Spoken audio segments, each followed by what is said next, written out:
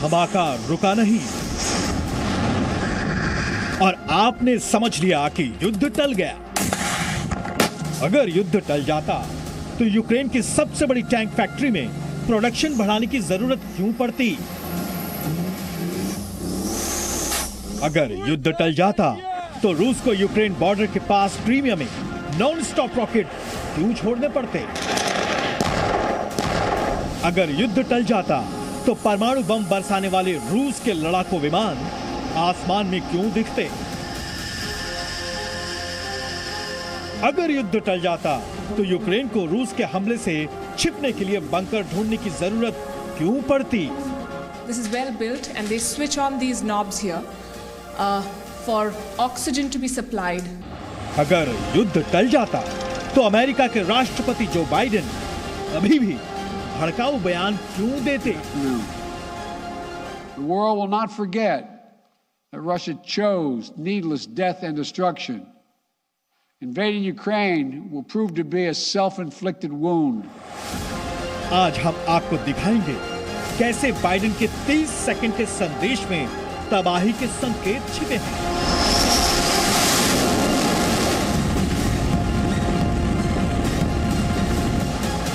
आज देश हित में सबसे बड़ा सवाल जो बाइडेन से है, क्या अमेरिका युद्ध कराकर मानेगा?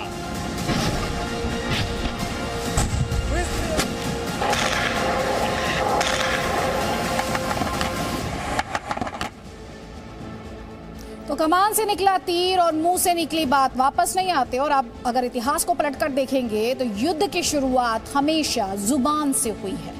जब बात से बात नहीं बनती तब युद्ध की शुरुआत होती है। रूस और यूक्रेन के बीच युद्ध का खतरा अभी भी बरकरार है और इस वक्त दुनिया में आप कह सकते हैं दो तरह के लोग हैं। एक वो जो युद्ध टालने की कोशिश कर रहे हैं और दूसरे वो जो युद्ध कराने की कोशिश में है। अमेरिका के राष्ट्रपति जो बाइडेन ने 30 सेकंड्स में, जी हां 30 सेकंड में बता दिया कि अमेरिका क्या चाहता है। अमेरिका के राष्ट्रपति जो बाइडेन ने व्लादिमीर पुतिन को धमकी दी है, अगर युद्ध हुआ तो रूस का विनाश हो जाएगा। जो बाइडेन ये भी कह रहे हैं अगर रूस ने यूक्रेन पर हमला किया तो इसका मतलब ये होगा कि उसने खुद मौत का रास्ता चुना है।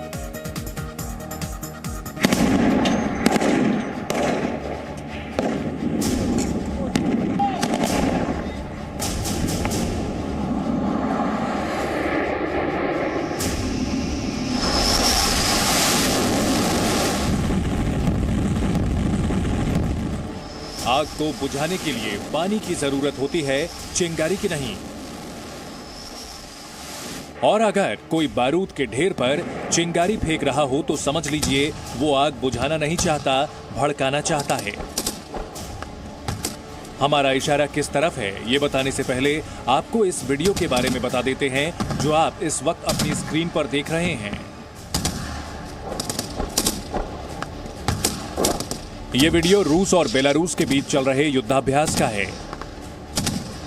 और ध्यान देने वाली बात यह है कि वीडियो आज ही जारी किया गया है। यानी जब कहा जा रहा था कि रूस अब अपने सैनिकों को बॉर्डर से वापस बुला रहा है, तभी ड्रिल का नया वीडियो आ गया।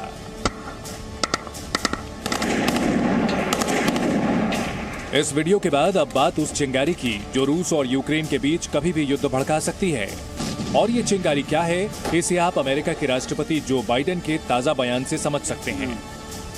I have been absolutely clear and consistent. The United States is prepared no matter what happens.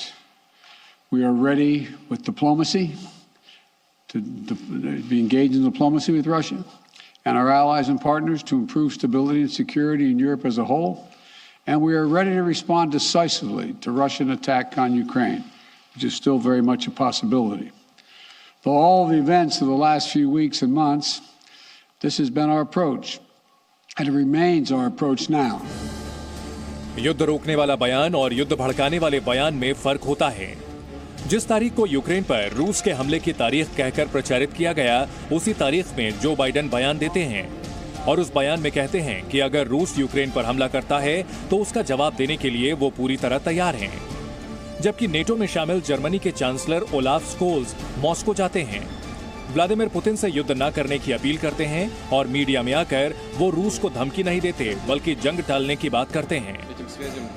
Das will ich doch sagen. Für meine Generation ist Krieg in Europa undenkbar geworden. und wir müssen dafür sorgen, dass das so bleibt. Es ist unsere verdammte Pflicht und Aufgabe als Staats- und Regierungschefs zu verhindern, dass es in Europa zu einer kriegerischen Eskalation kommt. वहीं Joe Biden अपने बयानों में शांति कायम करने से ज्यादा रूस को देख लेने की धमकी देते हैं। If Russia does invade in the days and weeks ahead, the human cost for Ukraine will be immense. And the strategic cost for Russia will also be immense. If Russia attacks Ukraine, it'll be met with overwhelming international condemnation. The world will not forget that Russia chose needless death and destruction. Invading Ukraine will prove to be a self-inflicted wound. The United States and our allies and partners will respond decisively. The West is united and galvanized. Today, our NATO allies and the alliance is as unified and determined as it has ever been. जो लोग Vladimir Putin के बारे में जानते हैं उन्हें कम से कम इतना तो पता होगा कि पुतिन को धमकी की भाषा बर्दाश्त करने की आदत नहीं है और वो अपने विरोधियों की धमकी का जवाब अपने तरीके से देते हैं। अब सवाल है, क्या अमेरिका वाकई युद्ध चाहता है और अगर युद्ध चाहता है तो क्यों? अमेरिका को जो फायदा होगा, सबसे पहले फायदा अमेरिका को यह होगा कि अमेरिका की डिफेंस इंडस्ट्री का माल ज्यादा बिकेगा, ज्यादा टैंक यूक्रेन को बेचे जाएंगे, मिसाइल, एंटी मिसाइल सिस्टम्स, आप जो भी मानिए, कुछ दान में दिया जाएगा और काफी कुछ बेचा जाएगा। रूस की भी इकोनॉमी थोड़ी हिलेगी और अमेरिका सैंक्शंस लगाएगा तो रूस की इकोनॉमी तो घट्टा बैठ जाएगा।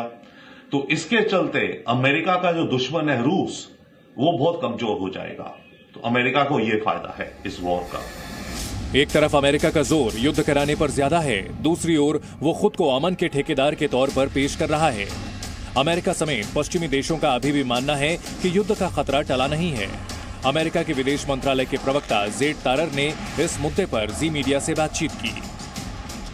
अगर रूस हमला करता है यूक्रेन पर तो क्या दुनिया थर्ड वर्ल्ड वॉर की तरफ बढ़ेगी? ये इस वक्त का सबसे बड़ा सवाल है। मैं और मेरे जो कॉलीग्स हैं और आपने शायद राष्ट्रपति बाइडेन का भी स्पीच सुना होगा, हम वो फ्रेज, वो शब्द जो हैं इस्तेमाल नहीं करेंगे।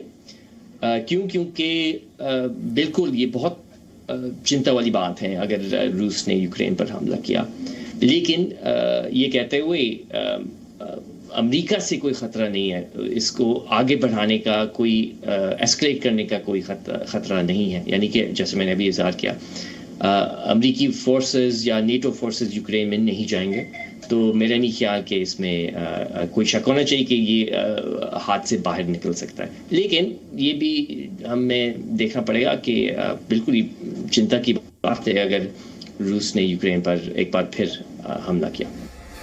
बीते 24 घंटे की बड़ी बात यही है कि कुछ सैनिकों को बॉर्डर से वापस बुलाने के बावजूद रूस लगातार ड्रिल कर रहा है। अमेरिका बयान पर बयान दे रहा है और यूक्रेन एकता दिवस मना रहा है। ब्यूरो रिपोर्ट, जी मीडिया। तो बीते कुछ सालों में आपने देखा होगा कि दुनिया में जंग कहीं भी हो, अमेरिका की प्रत्यक्ष या अप्रत्यक्ष रूप से यानी डायरेक्ट और इनडायरेक्ट तौर पर भूमिका जरूर रहती है। इस बार भी अमेरिका ने साफ कर दिया है कि वो सीधे तौर पर रूस से भिड़ेगा नहीं, लेकिन यूक्रेन की मदद जरूर करेगा। तो अगर आप युद्ध के नजरिए से अमेरिकी इतिहास को देखेंगे तो पिछले 104 सालों में यानी पहले विश्व युद्ध के बाद दुनिया में 800 युद्ध हुए हैं। इनमें से 80 बड़े युद्ध हुए जिनमें बड़ी तबाही मची। बड़े युद्ध में वर्ल्ड वॉर 2 शामिल है, भारत और पाकिस्तान का युद्ध हो, भारत और चीन का युद्ध हो, अमेरिका और वियतनाम की लड़ाई हो, ये सभी युद्ध बड़े युद्ध में आते हैं। इन 80 बड़े युद्ध में 33 युद्ध ऐसे हैं जिसमें अमेरिका शामिल रहा है। तो सोचिए, 80 में से 33 में अमेरिका शामिल रहा, यानी दुनिया की लगभग 1/3 बड़ी लड़ाई में अमेरिका शामिल रहा। अमेरिका ने इराक पर हमला किया, आतंकवाद से जंग के नाम पर अफगानिस्तान और सीरिया में लड़ाई की। तो ये बताने के लिए काफी है कि किस तरह से अमेरिका की युद्ध में भूमिका रही है। और इस सब के बीच बड़ी खबर यह है कि अमेरिका के मित्र देश ब्रिटेन को रूस ने कड़ा जवाब दिया है।